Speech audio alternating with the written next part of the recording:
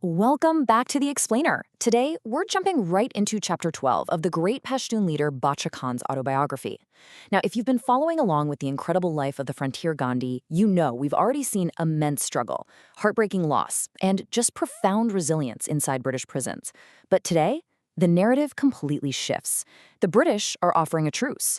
We're going to look at a historic pact that literally changed the course of a nation, but mysteriously left one very prominent man behind. Let's get right into it. So picture the scene. The Gandhi-Irwin Pact has just been signed. This is a massive, monumental moment of negotiation between the British Empire and the Indian independence movement. And as a direct result of this pact, political prisoners all over the subcontinent are unlocking their cell doors and walking free. But there's one glaring exception. Bacha Khan remains totally isolated in the Gujarat prison. I mean, put yourself in his shoes for a second.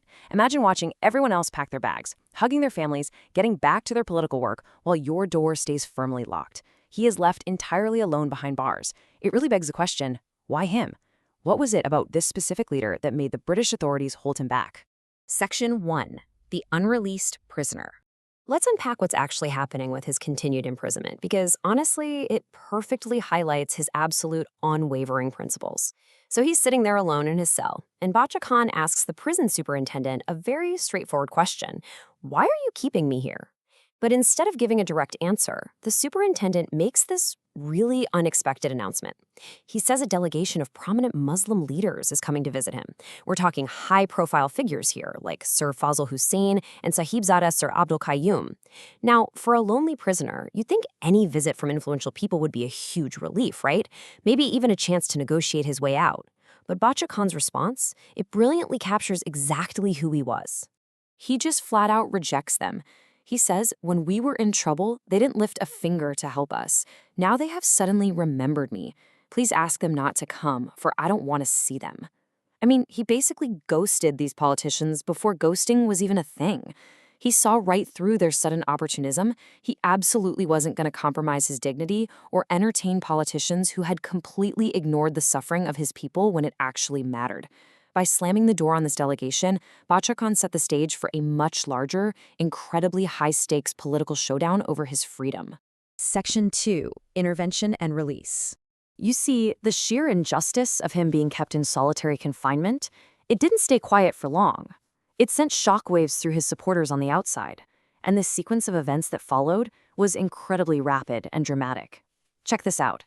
On day 1, a delegation of Pathans completely bypasses local authorities and goes straight to Mahatma Gandhi, alerting him that Bacha Khan is the very last political prisoner left behind. And why was he left behind? Well, by day 2, the stakes become crystal clear. The local British official, Chief Commissioner Sir Stuart Pearce, is so fiercely opposed to Bacha Khan that he literally writes to the Viceroy threatening to resign. He basically says, either Abdul Ghaffar Khan goes, or I go. That is how much of a threat they considered him. Then, on day 3, Gandhi takes the case directly to Viceroy Lord Irwin. And finally, by day 4, the pressure is just too much, and Bacha Khan is freed. But wait, that day 3 meeting between Gandhi and Irwin, that's where the real ideological clash happens. The dynamic here is just fascinating. On one side, you've got Gandhi, defending Bacha Khan simply and logically. He points out, look, he's a member of the Congress, he believes in nonviolence, so under the terms of the pact, he must be released. Simple, right? But on the other side, you have Lord Irwin. Now, the source text notes Irwin was generally considered a reasonable man, but he harbored this deeply ingrained, blatant prejudice against the Pashtun people. Just listen to Irwin's exact response here. Think about a time you've met someone whose worldview was so rigid they couldn't even process a new reality. Irwin says, do you mean to say that he, a Pathan, believes in nonviolence? Impossible. No Pathan does. If they say they do, they are lying. He literally challenges Gandhi to go to the frontier province to see it for himself. Irwin simply cannot compute the idea of a disciplined, nonviolent Pathan. It completely breaks his worldview. Yet despite his heavy skepticism, and despite those resignation threats from his own chief commissioner, Irwin actually honors the pact and ensures Bacha Khan's release, paving the way for our hero's triumphant return home. Section 3. Breaking the Second Horn. Now, once he was free, Bacha Khan didn't exactly take a vacation. He went straight back to work. Returning to the frontier province, he was deeply moved by the enthusiasm of his people, and he wasted absolutely no time leveraging that energy to rebuild their courage. He started using this phenomenal visual metaphor in his lectures. He'd say, One horn of the British is broken already. Now, Pathans, it is up to you to break the other. In these fiery speeches, he urged his people to wake up, to cast off their selfishness, to stop the internal disharmony. He constantly reminded them that their country belonged to them and their children, and that it was their absolute duty to push back against foreign occupation. But as you might guess, this kind of bold rhetoric didn't sit well with everyone. A sharp contrast started growing between Bacha Khan's unyielding drive and his colleagues' fear of reprisal. The British, naturally, hated these broken horn speeches. So they went to Bacha Khan's colleagues and started whispering warnings. They'd say things like, he doesn't want peace. He only wants to sow discord. You mark our words, he's going to create trouble for you. And you know what? This intimidation tactic actually worked on some of his colleagues. They grew afraid and straight up asked Bacha Khan to postpone his lecture tour and tone down his message. So the crucial takeaway here is how Bacha Khan reacts when his own allies ask him to quiet down. He completely refuses to water down his message. He hits them with a hard truth. A truce is a temporary arrangement. It won't last. It is a total masterclass in not letting short-term comfort dilute your long-term principles.